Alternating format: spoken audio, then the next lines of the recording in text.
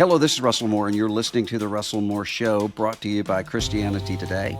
Every week, we explore here conversations and questions from a Christian perspective to help you sort out how to live as a follower of Jesus in confusing times.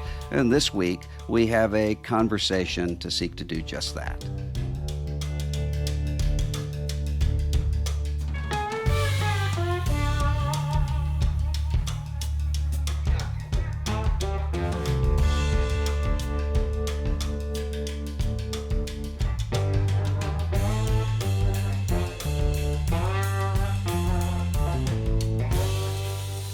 Welcome to The Russell Moore Show. I'm Ashley Hales, the producer of The Russell Moore Show, and every quarter we love to sit down and talk books. Russell and I do together. So, Russell, I'm excited to chat about some of the religious and political and poetic themes that we've got going on today in your book list. I am too. I don't even remember what I told you we ought to talk about. So that's okay. It'll be a surprise. Yeah. Thankfully, you're good at speaking on your feet, so we will be just fine. As we think about our reading habits, we always get questions about the amount of books you get through.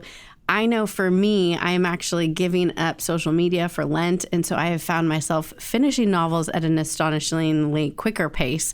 Is there any habits that you could recommend to our listeners as far as making your way through some of the books that you've been reading and what that looks like? Well, I think the main thing is wanting to read what you're reading. I think that if you feel an obligation to read something, that's going to be a slog. Right. And so for me, I read stuff that I want to read unless it's something that I feel like I don't really want to read this, but I have to for some right. For some reason. I mean, even the things that I am reading because I'm going to interact with it in an article or I'm going to talk to the author on this show or something like that. The very fact that I've chosen to interact with those people means I'm interested. It means I'm interested in what they're saying. Right. So I think that's the main thing, is to actually be engaged with what you're reading. And I noticed that, I think we may have talked about this one time here, but I noticed just looking back on my life as a kid and as a teenager, I was reading tons and tons of stuff, but it was almost impossible for me to read assigned texts. Right. Yeah. I mean, part of that, I look back at it and say, is that like an anti-authoritarian streak? And I don't think so, because I was, a loyal kid, rule-following sort of kid in a lot of ways. I think it's just there's something about the level of engagement that comes with discovery. Yep, I hear you. That's more than someone saying you have to read this. One book that you brought attention to in a recent newsletter was Leah Payne's God Gave Rock and Roll to You. And one thing, that books can really help us do is they can help us discover sometimes a trajectory or a history, or often, as you were saying, one's own adolescence, even as you just said that about what sorts of things you have read. When we look back at it with adult eyes, we go, oh, that's what was going on. And I wonder to what extent, as this book particularly is engaging the 90s kind of CCM model, how much that helped this book, God Gave Rock and Roll to You, make sense of maybe some of your own formation in the 90s. This was an amazing book. It looks fantastic. I thought to myself, if this isn't on the top 10 books of the year at the end of the year, my list that I do, then it will mean that some really incredible things have come out between now and then.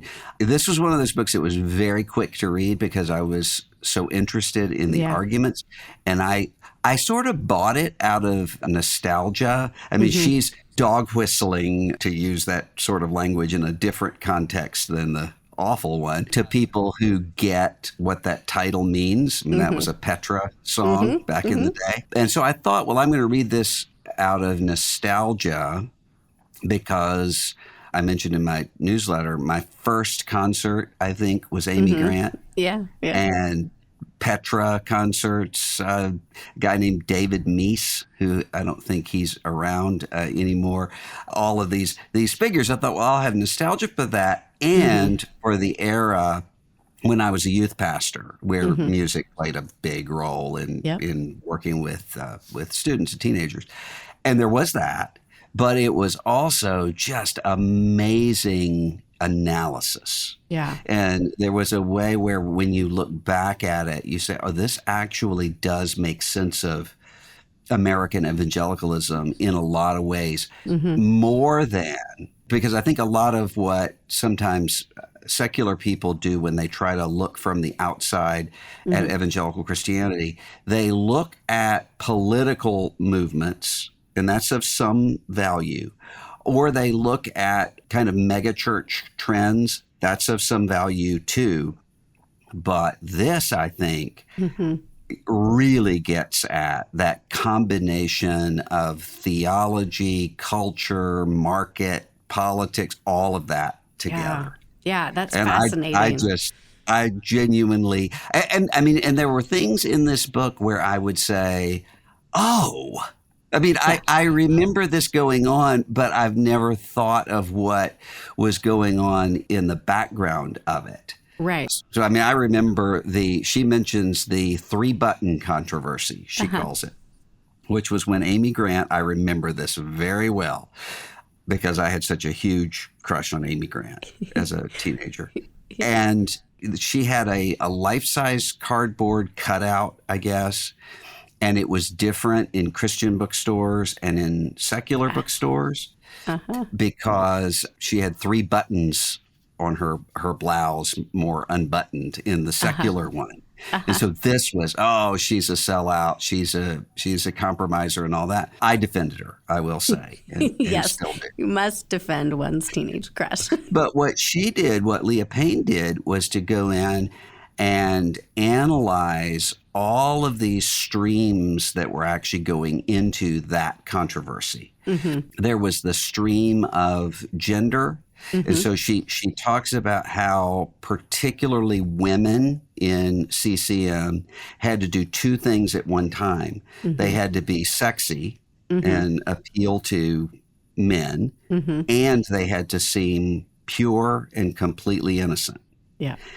And so you had this standard, this gendered standard that was going on there. You also had that sense of the secular sacred divide, which, you know, I remember in that controversy too, it didn't make sense to me as a kid because I was thinking everybody's always complaining Hollywood doesn't have any evangelical Christians and music industry doesn't have any evangelical. Well, here's an evangelical Christian who's singing on top 40 pop radio songs about love, not something that we should object to. And we're complaining about that. Why? And so she explains that culturally. And when I say that, it makes it sound like it's about Amy Grant. That's just a very small piece of it. But she goes through looking at all of these trends. And the thing that was maybe most interesting to me was when she talked about the way that the market worked and about what it meant to evangelical culture that you don't have Christian bookstores anymore to the degree that you do. Because she points out they weren't marketing to me, you know, as a 13-year-old evangelical kid. They were marketing to my mom. Right. Now, my mom wasn't interested. She doesn't even know CCM exists to this day. Yep. But for a lot of people, that was how it happened. It went through the mom, and it was largely to say, let me protect my child from secular influences so I can give them the same thing they want, but a different way. And what Leah Payne demonstrates is that as that starts to decline, you've got the rise of 2 things happening at the same time. You have worship music as opposed to contemporary Christian music. So the kind of Bethel, Hillsong stuff that we have, and political talk radio. That's fascinating. And the rise of political talk radio, if it weren't for that trend that she talks about here, we would be in an entirely different 2024 Yeah. than we are right now. That is true. And you know what's fascinating about being able to trace out some of those themes is something you quote in your newsletter when you talk about the business model, right? And you says that what became actually the defining characteristic is, right, as you just said, that the bulk of its sales came not through the mainstream retailers to teens, but through the Christian bookstores, marketing primarily to the evangelical caregivers, right, who are interested in passing the faith to their children. And so I would love for you to talk about the ways in which maybe she, or as you've reflected on this, really think about the ways in which the market then is a way to bypass discipleship, right? So if we buy this product, this, safe Christian music for our children, then they'll be okay, right? It would be the thought, would be the reasoning. How has then the taking away of the CCM sort of movement, as well as the talk radio that you're talking about, then kind of splintered our efforts for the church and for parents to disciple their kids well, do you think? Well, I think the market aspect that she talks about is a shadow side of what's good. So, I mean, I think I would probably be much more positive toward CCM as a whole, maybe than Leah Payne would be. It is an industry. It is a business. There's nothing wrong with that. But the shadow side of it is this sense of what is true is what is consensus reality. Right. You start to get into that mindset of if it sells, it's good. Right.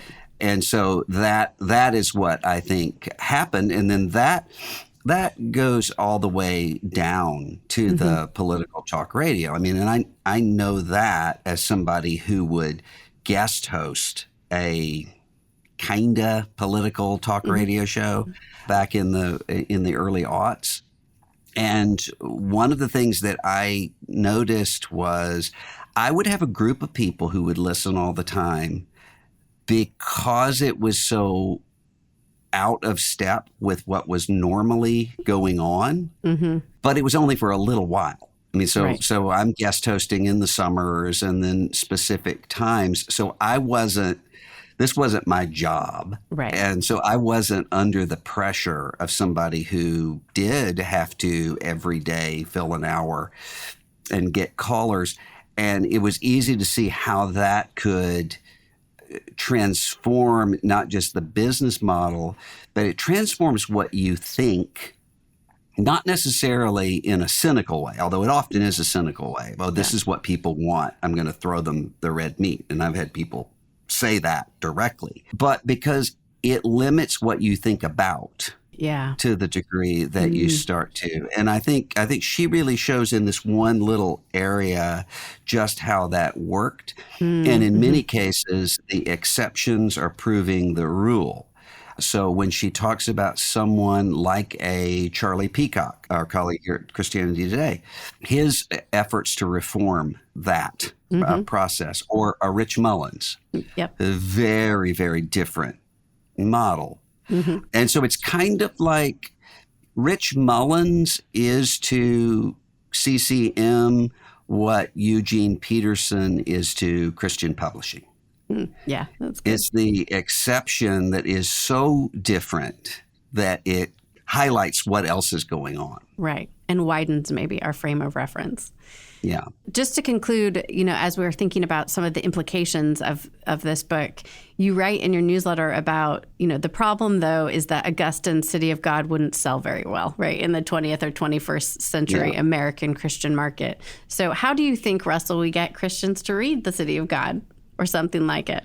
Well, what I meant there, I mean, the City of God would not sell well no matter what, because you're not. It's really long. It's really long. It's in Latin. But what I meant was the argument that Augustine's making there would not sell. Because what Augustine's doing is two things. He's saying, yes, the Roman Empire is collapsing. The world that you have known is collapsing, and every human civilization is ultimately going to collapse. And this isn't despair. The kingdom of God is being built and is parallel to that city of man. Mm-hmm. You can do one of those arguments. So you can sell a lot of books if what you say is everything's falling apart, run to the hills. Just go to, if you have a brick and mortar bookstore around you, go into it and look at what shows up in the political area or in the religious area in the new books. You can do that, or you can do everything's great. Here's self-help. Here's a bright future for you. You can do those two things, but you can't do them together. And the problem is that reality is together. And a biblical vision of reality has both of those things together. Yeah. And we miss it because the market doesn't want it. Yeah. But the market never did. Right. So let's keep writing some good books. Here we go, Russell. Here's your next book, right? Another book that you've been reading is Barry Hankins' book called God's Rascal, J. Frank Norris, and the Beginnings of Southern Fundamentalism.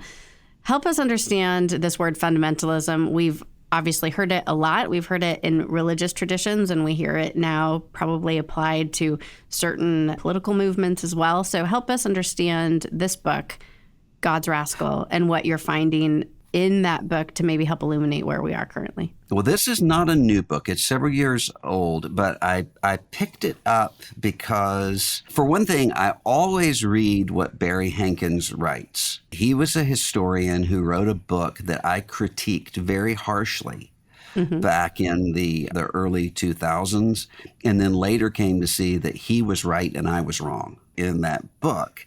And everything that he writes is just, it's illuminating. And so I picked this up. It's about J. Frank Norris, who was a figure in the first half of the 20th century, pastor, First Baptist Church of Fort Worth and Temple Baptist Church in Detroit at the same time, which is mind-boggling. I mean, especially when you're considering it's not as easy to get around then as it is now. And he was arrested for shooting a man, which he did do, and said it was in self-defense, and he was acquitted. He was acquitted for arson. He was somebody who would use tactics against his enemies that are blood-curdling, sending telegrams to people, telling them they're a fraud right before they're to preach. Those kinds of things. So he's a very bleak figure. And Hankins goes in and shows evidence of sexual assault as well, and many other things. But what he's doing is he's showing this picture of a changing fundamentalism. If you think of what fundamentalism literally originally meant, it was somebody who believes the fundamentals of the faith. Resurrection of Jesus, authority of Scripture, those kinds of things.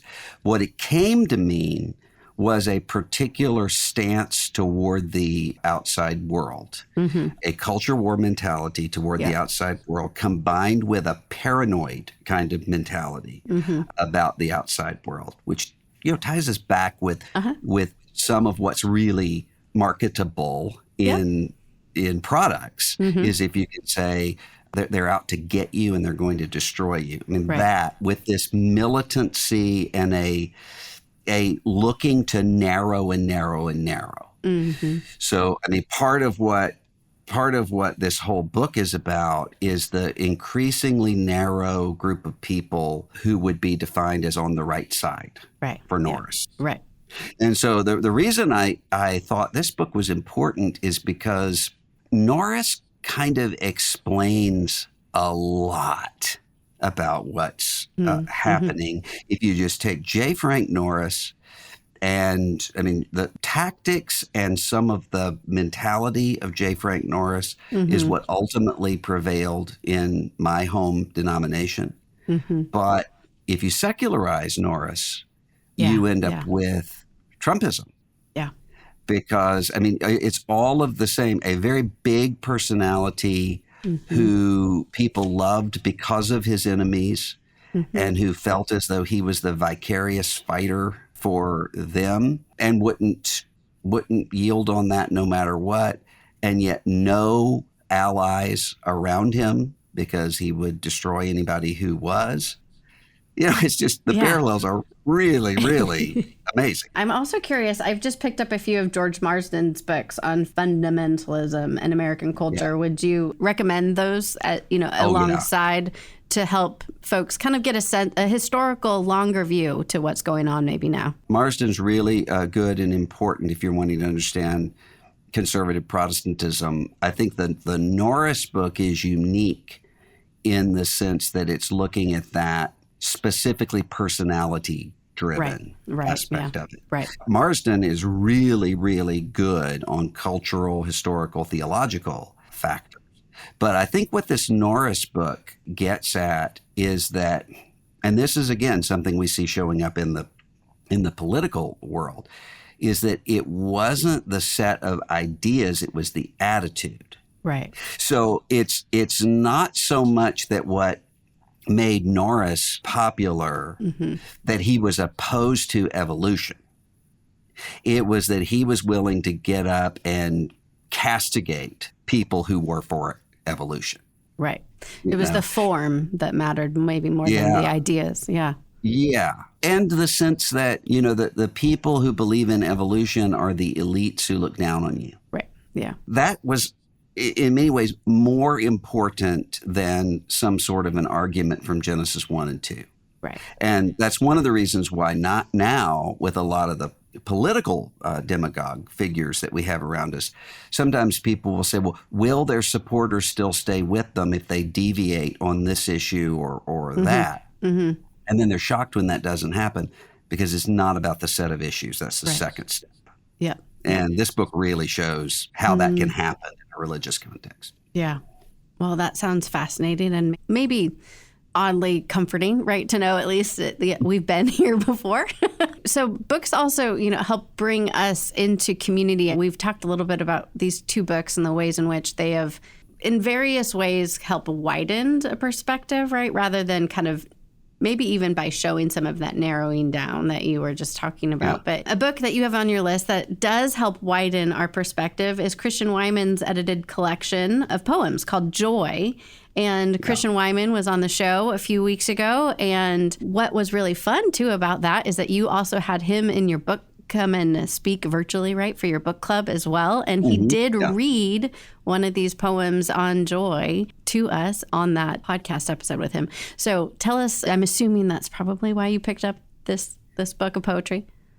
Yeah, I went back and reread it. Okay. I read it when it came out, but after we had our conversation with Chris Wyman, I went and pulled it back off the shelf and reread it and was reminded what a great, there are two parts of it that are great. One of them is that he's got this curated collection of poems that have to do with joy. Yeah. And interspersed with that, he'll have little prose sections talking about joy.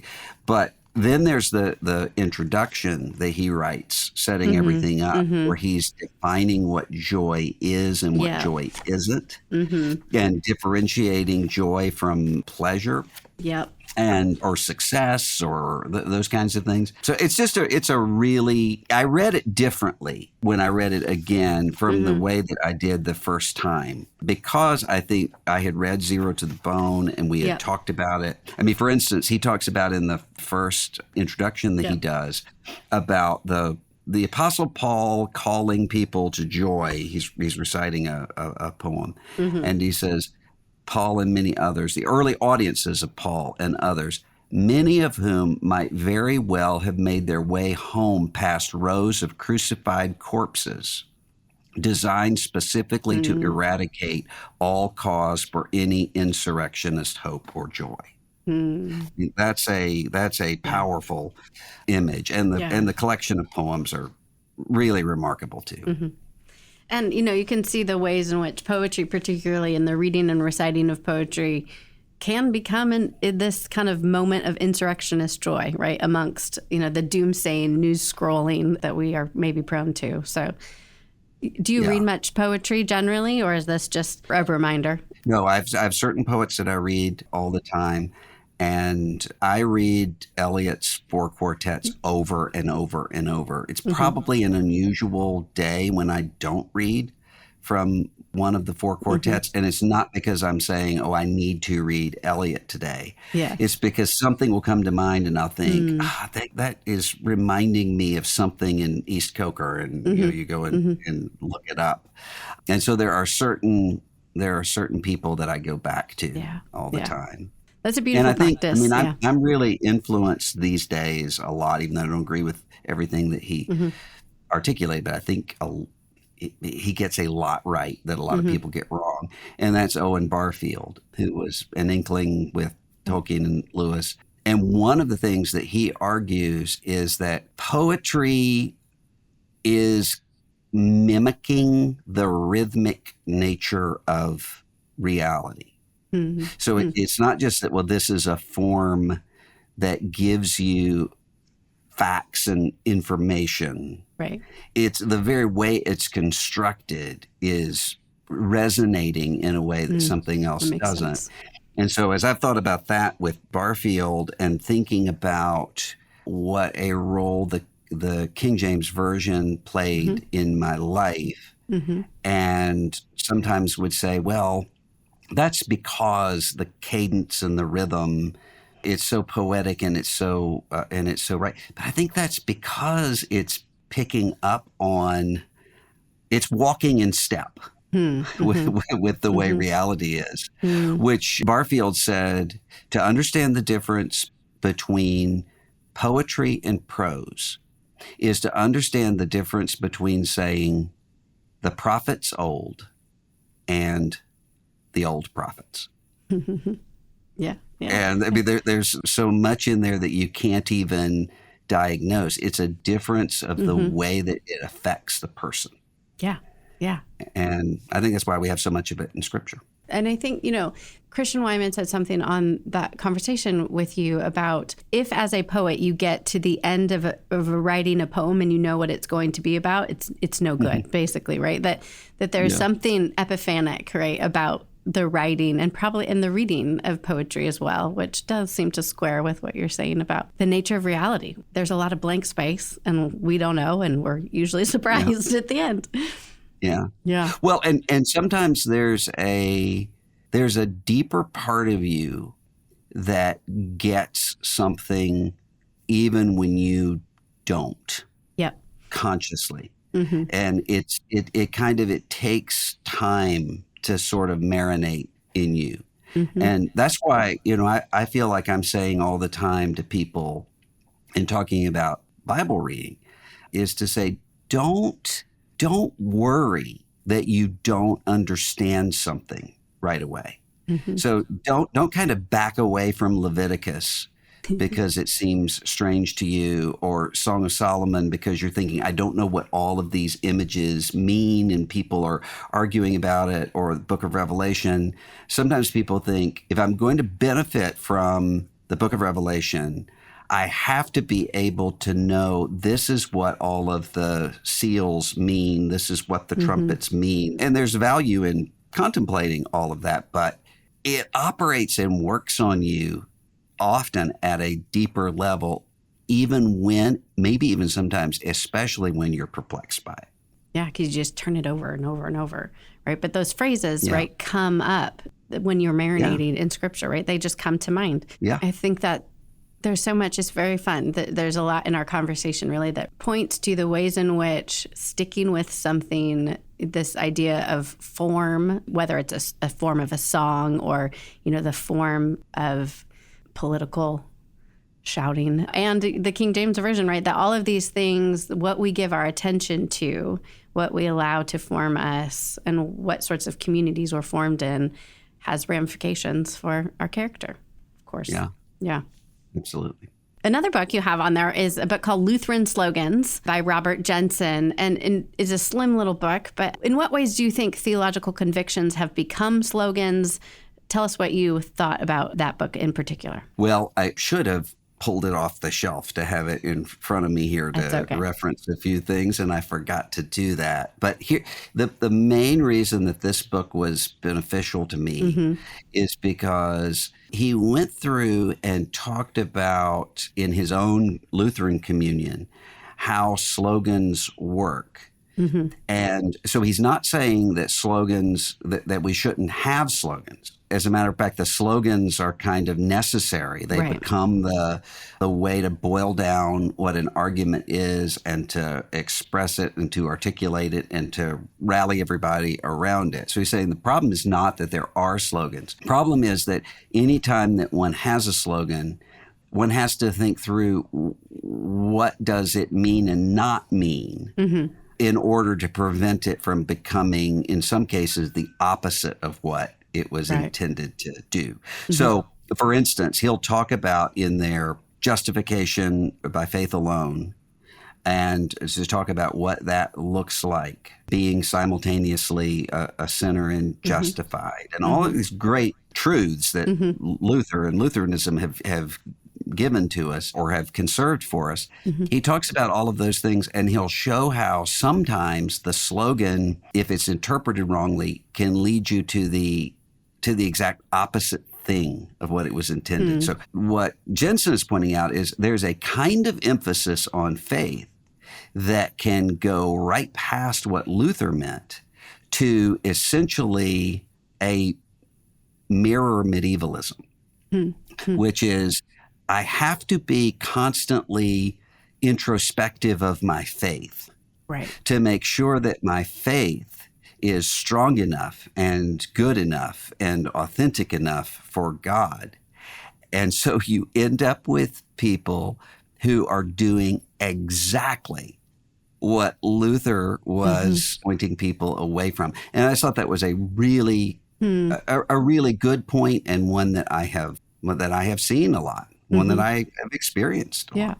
Yeah, I had a question for you. You've spoken with a lot of young folks who feel like they're struggling, right, with, am I really saved? Or even, some of the stuff you shared about in Losing Our Religion, about, your own kind of crisis of faith as a teenager.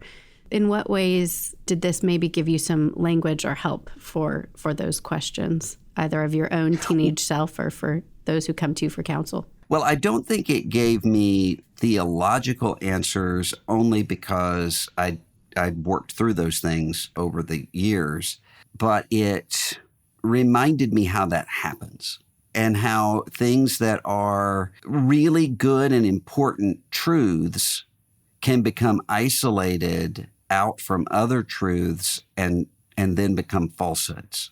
And sometimes even what happens is people see the way the slogan is not working, and they end up rejecting not only the slogan, but the actual truth. So I think that book kind of reminded me of that. And it was almost like watching somebody in his own community doing something that all of us can do in our communities. Yeah.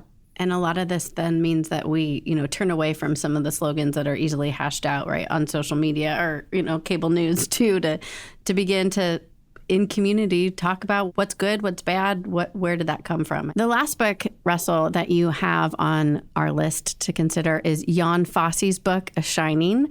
And The Guardian wrote something really fascinating about his fiction in an article, particularly about this book. They say that his fiction is rather astonishingly dissolving of the border between the material and spiritual worlds, which I thought was really fascinating. We've talked a little bit about the secular sacred divide, but it seems like he's kind of putting those two together. So tell us a little bit about that novel and why you picked it up. This book really shook me up. And it took me a long time to pick it up and to read it, even though it's a tiny little book. It's 75 pages. And if I were to give you the plot of it, it would sound like it's about almost nothing. It's about, on the surface level, it's about a guy in Norway who gets his truck stuck in the snow, and there's nobody around to rescue him. And he's running out, the battery's running down. And so he goes out into the woods that are around him, trying to find people. But what the book actually is about is death. And it is, I can't remember the last time that I've been so shaken by a book. And there are a couple reasons for it. He's taking this, I think, really obviously taking this metaphor from Dante's Inferno. Yeah. Mm-hmm. Halfway in the journey of our life, I was caught in a thick wood, lost in it because the right way had been lost. I mean, he's using that imagery in the woods. But the way that he writes replicates the way that a person thinks in an internal monologue. So when you're reading it, it's not like you're reading a book. It's like you're thinking along with him, which means that you have, he'll say something and then say, that doesn't make sense. And he'll repeat himself over and over and over again. And this becomes more and more the case, the more that he's lost in the woods. And he encounters this presence, a shining that's there, that he, sees momentarily and then is thinking to himself, did I just imagine that? Was this just part of my imagination? He tries to speak to it. And there are times when he says, I'm listening to the silence and I can actually hear this in the silence. And so he's asking these questions and only occasionally does he get an answer, but he's asking, where are you? And as I was reading this, I mean, it's hard to describe. It puts you into that mode. And I found myself at one point tearing up a little bit and saying out loud, which I never do this reading a book, but saying out loud, where are you? And as soon as I said it, the first thing that comes to mind is the word is, don't say, shall I ascend into heaven and get it or descend to the abyss? The word is near you in your mouth and in your heart. Deuteronomy and Romans. And that was even more moving. And then you go on reading and he is saying, I heard an answer, but it was an answer in my mind. And so it's just because I was giving myself this answer. Right after I had said to myself, well, yeah, that came to mind because, I've been familiar with the Bible all of my life. And he, it was really moving.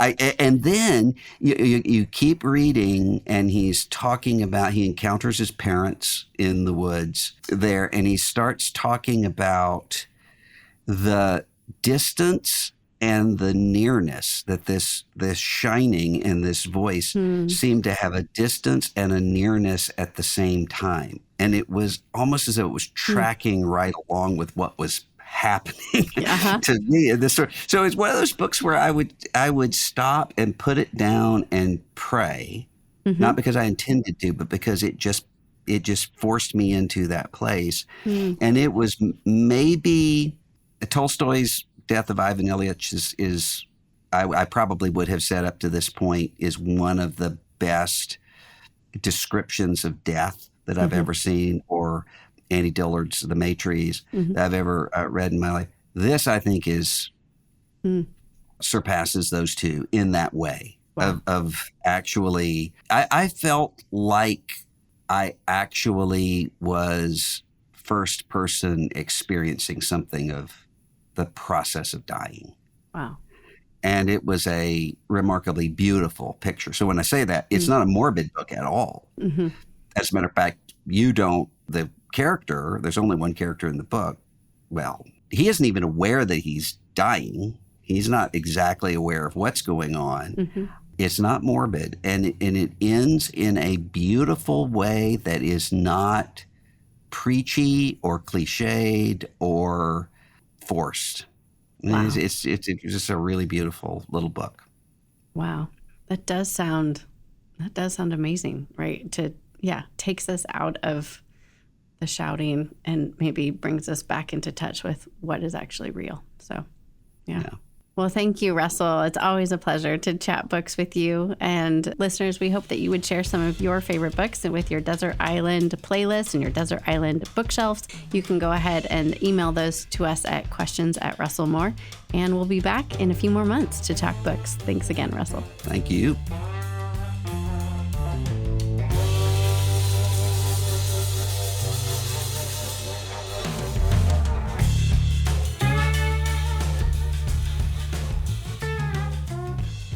If you enjoy The Russell Moore Show, take a second to share this episode with a friend or leave a rating and review wherever you get your podcasts. The Russell Moore Show is a production of Christianity Today. Executive producers are Eric Petrick, Russell Moore, and Mike Cosper. Host is Russell Moore. Produced by Ashley Hales. Associate producers are Abby Perry and Mackenzie Hill. Director of Operations for CT Media is Matt Stevens. Audio engineering provided by Dan Phelps. Video producer is Abby Egan. And the theme song for The Russell Moore Show is Dusty Delta Day by Lennon Hutton.